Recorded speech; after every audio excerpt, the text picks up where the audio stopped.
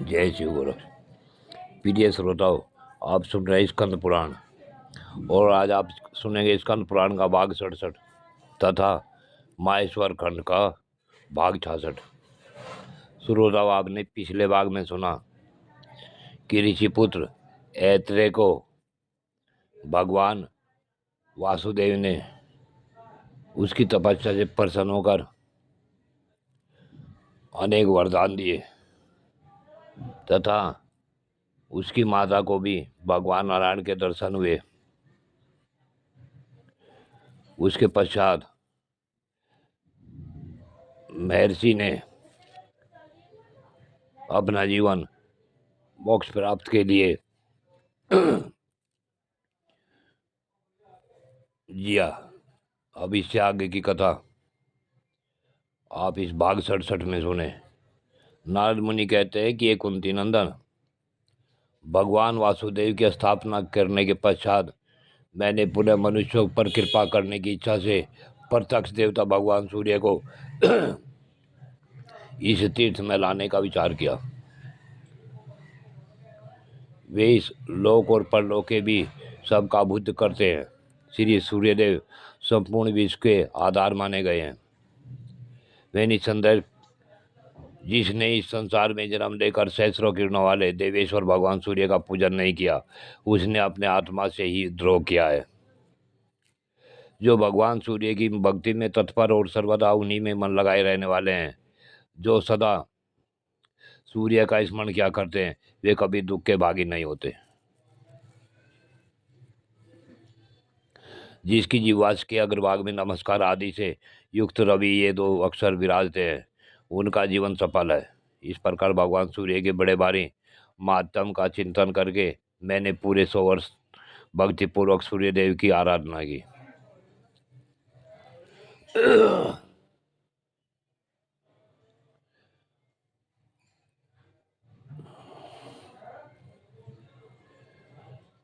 मैंने वैदिक मंत्रों से के विशुद्ध जब से भगवान सूर्य की स्तुति की, तब अत्यंत तेज के कारण जिनकी ओर देखना बहुत कठिन है, उन भगवान सूर्य ने योग बल से दूसरी मूर्ति धारण करके आकाश में आकर मुझे प्रत्यक्ष दर्शन दिए। तब शामदेव के विविध मंत्रों द्वारा उनका स्तवन किया। इससे प्रसन्न होकर वर देने वाले भगवान सूर्य ने कहा, देवेर से तुमने दीर्घकाल तक तपस्या के द्वारा मेरी आराधना की, अब कोई अभीष्ट वर मांगो।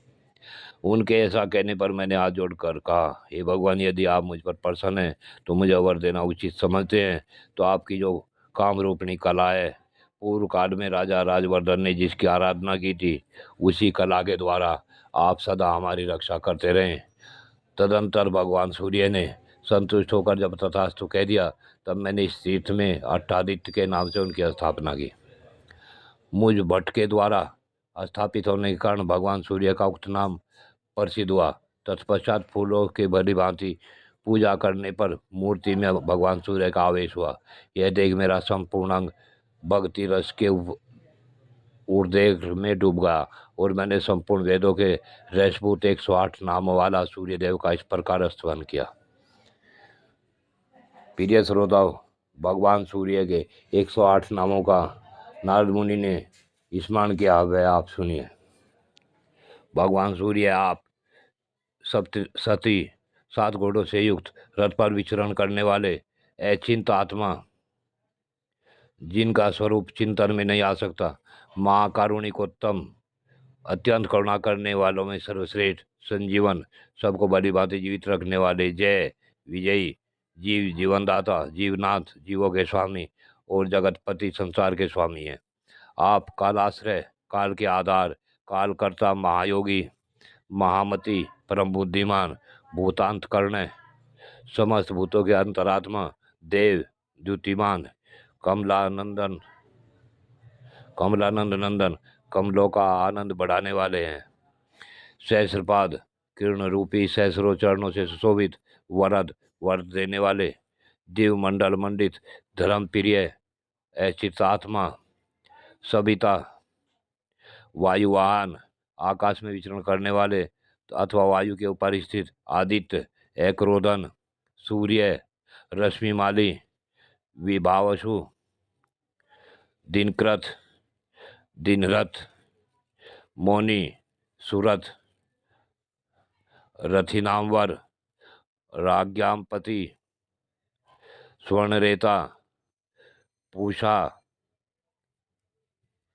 आकाश तिलक, त्वष्टा, दिवाकर, आकाश तिलक, धाता, समिभागी, मनोहर, प्राज्य, प्रजापति, धन्य, विष्णु, शिरीष, विषगवर, आलोकृत, लोकनाथ, विदिताशय, सुनय, महात्मा, भक्तवत्सल, कीर्ति, कीर्तिकर, नित, रोचिष्णु, कलमशापह, चिदानंद, महावीर्य, हंस,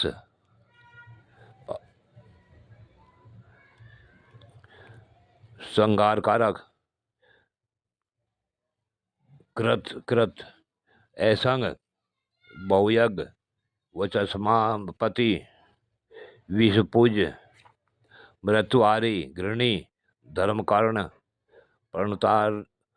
प्रणतार तिरहर, अरोग, आयुष्मान, सुखद, सुखी, मंगल, पुंडरीकाक्ष, वृत्ति, व्रत फलप्रद, सूचि, पूर्ण, मोक्षमार्ग, दाता, भोक्ता, धनवंतरी, पीरियाभास, धनुर्वेदविद, एकराट, जगत पिता, धूमकेतु, विद्युत, ध्वांतः, गुरु, गोपति, कृतातीत, शुभाचार, सूची प्रिय, श्याम प्रिय, लोकबंधु, नेक रूप, युगाधिकृत, धर्म सेतु, लोक साक्षी, खेट, अर्घ, सर्वोदय तथा प्रभु। ये सब नाम भगवान सूर्य नारायण के हैं। नारद जी कहते हैं कि मेरे द्वारा इस प्रकार 108 नामों से जिनकी भारी भांति स्तुति की गई है, वह सर्वलोकप्रिय भगवान सूर्य समस्त लोकों पर प्रसन्न हो। प्रिय श्रोताओ, आज की कथा यहीं पूर्ण होती है। आगे की कथा अगले भाग में। जय शिव गोरख।